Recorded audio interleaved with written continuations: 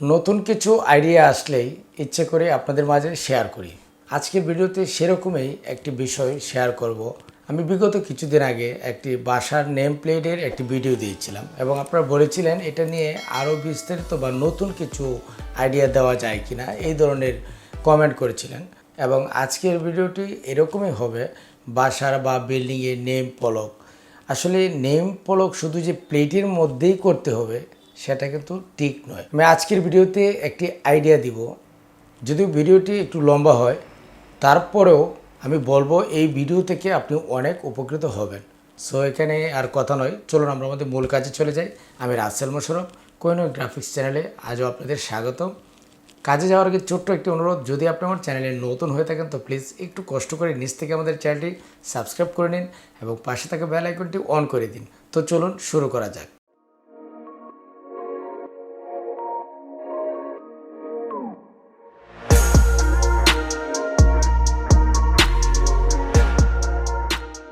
তো চলুন শুরু করি। তো আমরা ইলাস্ট্রেটরে চলে গেলাম, ইলাস্ট্রেটরে চলে আসলাম। তো এখান থেকে ক্রিয়েট নিউ দিবেন। ক্রিয়েট নিউ দিয়ে দেওয়ার পর আমরা একটি আর্টবোর্ড তৈরি করে নেব। ধরেন আমরা যেহেতু বিল্ডিং অনেক বড় এবং এখানে স্পেসও বেশি, তো এটা আপনার জায়গা বুঝে তারপর কাজের সাইজটুকু আপনারা নির্ধারণ করবেন। আমি জাস্ট আপনাদের একটা আইডিয়া দিচ্ছি। হ্যাঁ, 18 আর 24 মানে 1.5 ফিট বাই 2 ফিট, মানে নেম প্লেট হবে যেটা ওকে বলা হয়। আমরা ক্রিয়েট দিয়ে নিলাম, ঠিক আছে। ওকে, আমাদের সামনে একটি উইন্ডো ওপেন হলো। আমরা এখান থেকে একটি রেক্টেঙ্গেল টুলস নেব, নেওয়ার পর আমরা একটি শেপ তৈরি করে নিলাম এবং সেটি থাকবে ওই সাইজ অনুযায়ী। এটা দেখে নেবেন আপনারা, 18 বাই 24, একটু ছোট বড় আছে, 18, 24। তারপর এইটার ভিতরে আরেকটি আমরা কপি করব, কন্ট্রোল সি, আমরা কন্ট্রোল এফ দিব। দেওয়ার পর আমরা কতটুকু মানে মানে ছাড়বো, কতটুকু মার্জিন রাখবো চতুর্দিকে সেটা আমরা দেখে নিব, ঠিক আছে। এবং এখানে একটি অপশন দেখতে পাচ্ছেন, ওই যে পয়েন্টটা দেখা যাচ্ছে ওটা আপনারা সেন্টারে রাখবেন, ঠিক আছে। তো আমরা যদি এখানে 16 দেই তাহলে দেখেন 1 ইঞ্চি করে জায়গা থাকছে, ঠিক আছে। আমরা এখানে 15 দেবো, মানে 3 ইঞ্চি, মানে 1.5 ইঞ্চি করে আমরা মানে মার্জিন রাখছি। হ্যাঁ, তো 3 আর এদিকে 21 দেব। ওকে, এটা একদম সেন্টারে আছে এবং স্ট্রোকটা আমরা রাখবো, মানে ফাইনালি এটা রাখবো। তো রাখতে গেলে এখানে আমরা একটু স্ট্রোকটা একটু বাড়িয়ে দেবো, আমরা 5 করে নিলাম। তো 5-এ যদি মনে করেন যে একটু চিকন আছে, তাহলে যদি চিকন আসে তাহলে আপনার পিটিটা একটু বাড়িয়ে নেবেন, ধরেন 10 করে দিলাম। তো এখন আপনারা 140 দিয়ে দেখেন কি পজিশনে আসবে। তো এতটুকু আসবে, তো এতটুকু আসলে চলবে, সমস্যা নেই। ওকে, এবং এটার সেন্টারে আমরা একদম সেন্টার করার জন্য আমরা একটি রোলার থেকে আমরা একটি গাটার লাইন টেনে নিলাম। তারপর মাউসের ডান বাটনে ক্লিক করব, ক্লিক করে লক গাইডস করে দিলাম, মানে ওই গাটার লাইনটিকে আমরা লক করে দিলাম। এটাকে লক করে নিলাম কন্ট্রোল 2 দিয়ে। এখন এখানে আমি লিখবো নূর মহল এবং 1212। আচ্ছা, লেখাটা লিখে নি। হ্যাঁ, আমরা টাইপ টুলে যাব, গিয়ে এখানে লিখবো, ধরেন একটু বড় করে নিই, কন্ট্রোল শিফট সি দিব। কন্ট্রোল শিফট সি দিয়ে সেন্টার করে নিলাম, তারপর একদম সেন্টারে রাখবো। কারণ আমি আবার এটা পারি না যে মানে সেন্টারে করব, তো ওই মাপের ওই যে ওই পয়েন্টে মিলিয়ে এটা আমার কাছে খুবই বিরক্তি লাগে, এই জন্য আমি সেন্টার বাই সেন্টার করে নিই কন্ট্রোল শিফট সি দিয়ে, ঠিক আছে।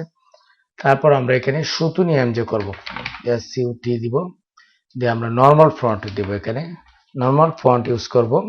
তো এখানে লিখবো 1212, কমা নগর পল্লী, নগর পল্লী, তারপর ধরেন স্টেশন রোড, কিশোরগঞ্জ, ঠিক আছে। আমরা ওই লেখাটা টাইপ করে নিলাম, তারপর স্পেসটাকে একটু কমিয়ে দেব, তারপর ছোট করব। এটা হচ্ছে নূর মহল, মহলটা আমি ধরেন একটি টাইপ দিয়ে লিখলাম এবং নূর কথাটা যেটা আছে সেটাকে আমরা একটু স্টাইল করে লিখবো। তো স্টাইল করে লিখতে গেলে এখানে দেখেন, এখানে চাইলে আপনি ব্রাশ তৈরি করে নিতে পারবেন। তো আমি আজকে ব্রাশ তৈরি করব না, নিচে ব্লেড ব্রাশ টুল দিয়ে আমরা কাজটি করে দেখাবো। ব্লেড ব্রাশ টুল সিলেক্ট করার পর ডাবল ক্লিক করবেন। ডাবল ক্লিক করার পর আপনি ব্রাশটিকে কিভাবে রাখবেন সেটা ডিসাইড করতে হবে আপনার। এটাকে যদি, এটা হচ্ছে সাইজ ছোট বড়টা, হ্যাঁ। তারপর এটা হচ্ছে অ্যাঙ্গেল, আপনি কতটুকু অ্যাঙ্গেলে ঘুরবে, ঠিক আছে। এটা হচ্ছে চিকন মোটা, ঠিক আছে। তারপর এখানেও আপনি একটু এক একটা এক এক রকম হবে, একদিকে একটু বেশি মোটা হবে আর দিকে একটু চিকন হবে। এটাকে আপনারা কাস্টমাইজ করে নেবেন, ঠিক আছে।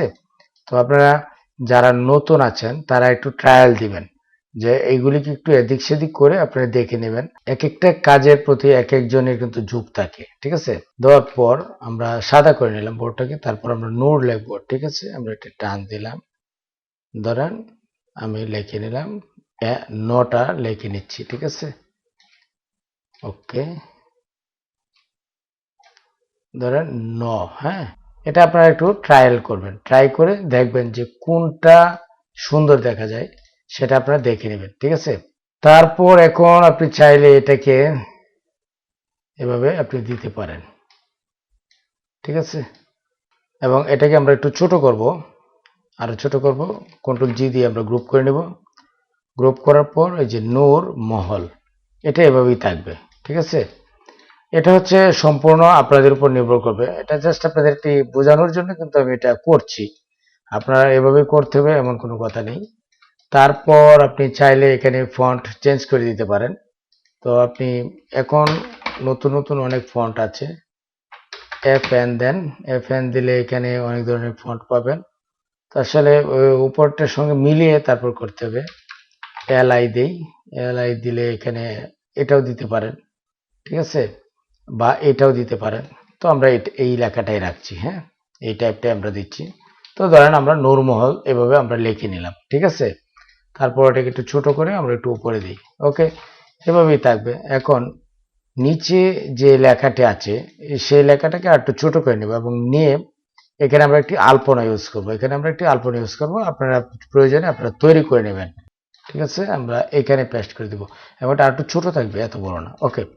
এখন এটা আপনি চাইলে পাথরে খোদাই করতে পারবেন, চাইলে আপনি স্টিলের মধ্যে করতে পারবেন, চাইলে এখানে বিভিন্ন কালার আপনি করতে পারবেন, বাট আমি এখানে কোনো কালার দিব না, এটা কালোই থাকবে। কিন্তু মনে হবে যে বিল্ডিং এর মধ্যে, এই যে দেখেন এই যে বিল্ডিং এর মধ্যে, এটা কিন্তু একটি মার্কেটের সামনে থেকে ছবিটি তোলা এবং এটা আমার ভালো লেগেছে, তাই ভাবলাম আমি আপনাদের কাছে শেয়ার করি। এবং নতুন একটি বিষয় এটা আপনারা, এখন আমি একটু মজিলা ফায়ারফক্সে যাব, গিয়ে এখান থেকে আমরা স্ট্রাকচার ডাউনলোড করে নেব, কারণ এটা কিন্তু পাথরে কোথায় হবে না, ঠিক আছে।